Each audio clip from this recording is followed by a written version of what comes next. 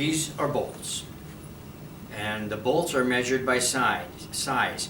These would be a 3/8, so if you measured across here, that would be 3/8 of an inch. These are 7/16.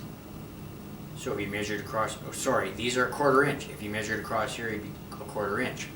Now, to make a wrench work with a bolt, you find the wrench that works. And this is a 3/8 bolt, which takes a 9/16 wrench. That would be this size. I am going to show you two different wrenches. This here is a regular combination wrench. By combination, it means you've got two things. You've got one side that is open and one side that is not open. So when you use it, the one end, which is called a box end, won't slide onto the bolt. You have to put it over the top. The other end, which is an open end, you can slide right onto the bolt. Now, another wrench we can look at, looks much like that, would be a combination ratchet wrench. Okay, we've still got the combination. We've got the open end, which slides right onto your bolt, and we've got the box end, which goes over the top of your bolt. The difference, though, is this one has a ratchet, and by ratchet, it will actually turn one way, and the other way it grips. Now, if I want to go one way, it'll pull that bolt around. If I go the other way, it just sets back. It just ratchets back. If I want to go the other way, I flip my wrench over, and it'll wrench that way, but it'll ratchet this way. So it's usable in both directions. The reason you like a ratchet wrench, it is really fast because it can be moved so quickly without lifting the wrench up and moving it. It will continue to ratchet.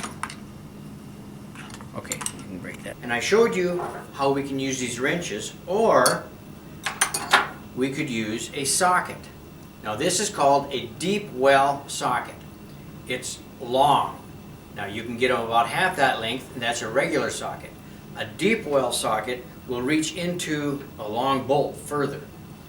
This socket goes on to this ratchet. Now this particular ratchet has a button you push here, so that when you want to put the socket on, you push the button and it easily slips on. That way it doesn't come off until you release it with the button. Really nice. It won't accidentally fall off.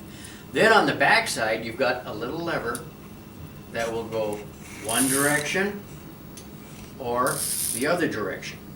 So when we want to tighten this bolt, we can use this wrench, combination wrench, either the box end or, like I said, the open end. The open end slides right on. You can just slide that right on. And then you take this here, and if you want to tighten, you have to have this little lever in the right direction so it actually tightens. That's the way you tighten it. Okay, now we will use the combination wrench and this adjustable wrench. The nice thing about an adjustable wrench, it will fit any size just by turning this spiral in here. You go one way and it makes the gap smaller, and you go the other way and it can get quite large.